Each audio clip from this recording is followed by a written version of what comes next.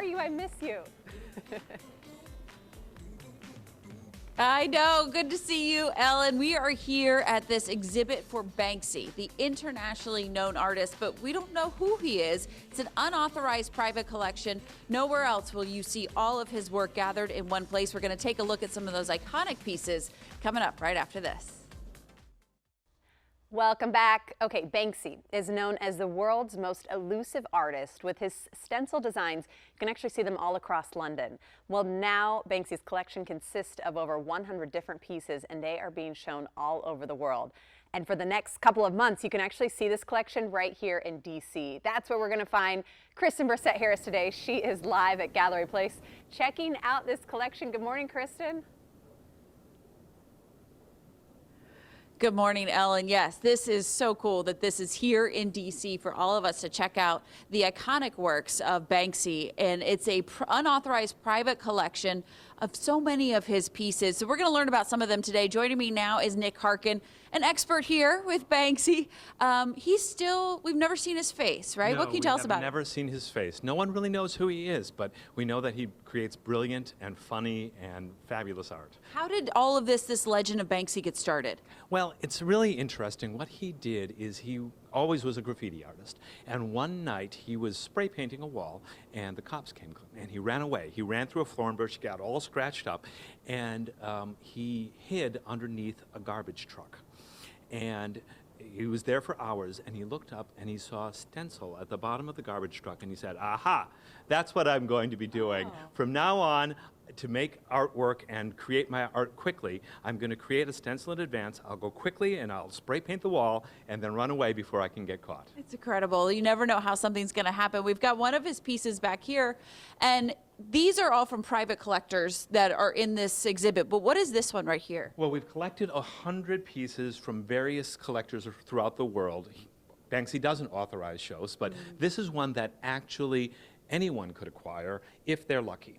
What he does is he creates these welcome mats, and it's a benefit for refugees from Africa.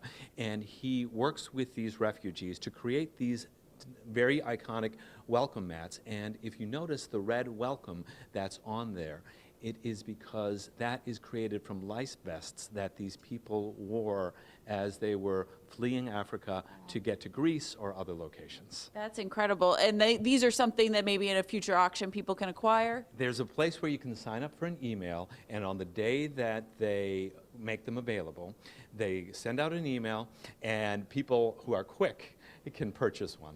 There's something in here, right here, there's a quote from Banksy. It says, "Nobody ever listened to me until they didn't know who I was." I mean, that just summarizes this perfectly. Oh, he's got such a great sense of humor, and throughout this exhibit, you'll see a lot of his very funny quotes peppered throughout. And then we also have an image that we think is Banksy here.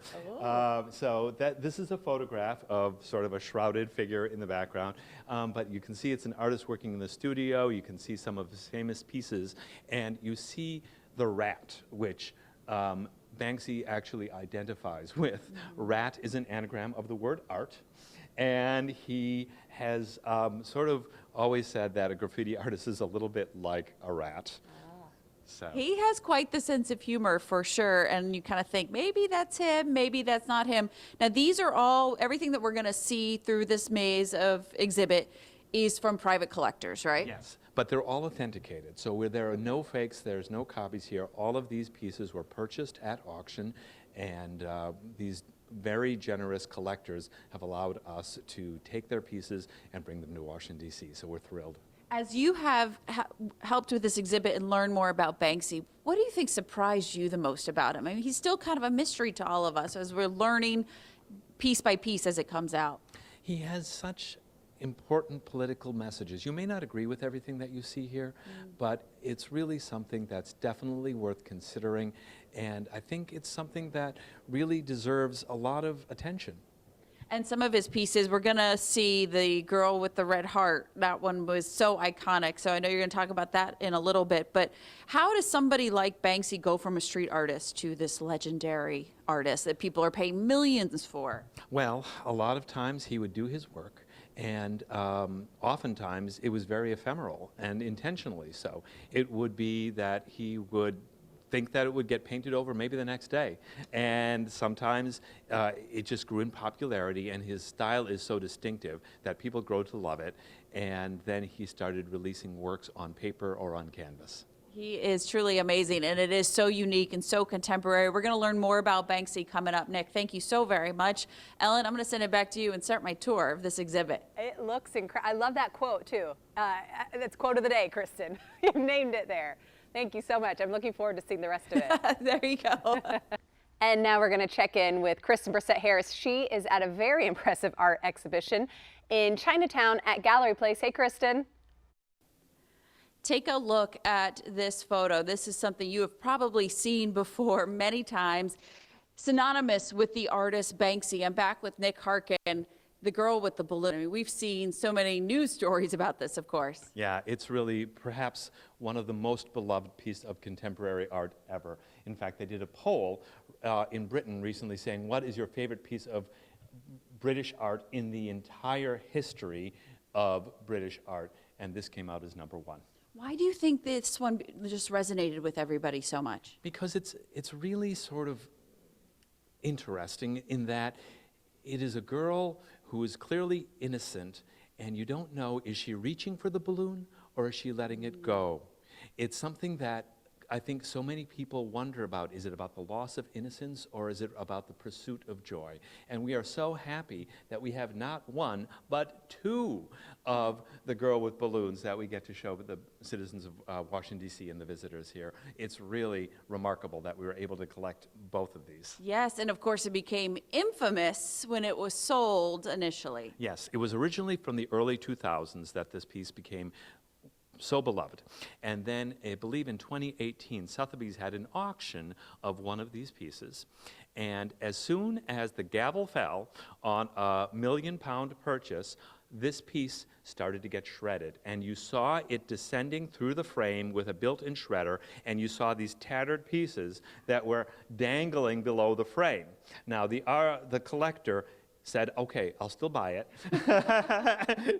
Now it's even more infamous. And yes, and recently that piece, which is now retitled Love is in the Bin, is sold again, and I think it's something like 10 times the original fee. Of course, much more valuable now. Okay, so we have that one, and then the Grim Reaper here behind us. What are these for? These are actually 3 different editions. We see that there are very different color tests that we did. So, Banksy did, I should say. So he was experimenting with this image of the Grim Reaper sitting on top of Big Ben's clock, or a clock.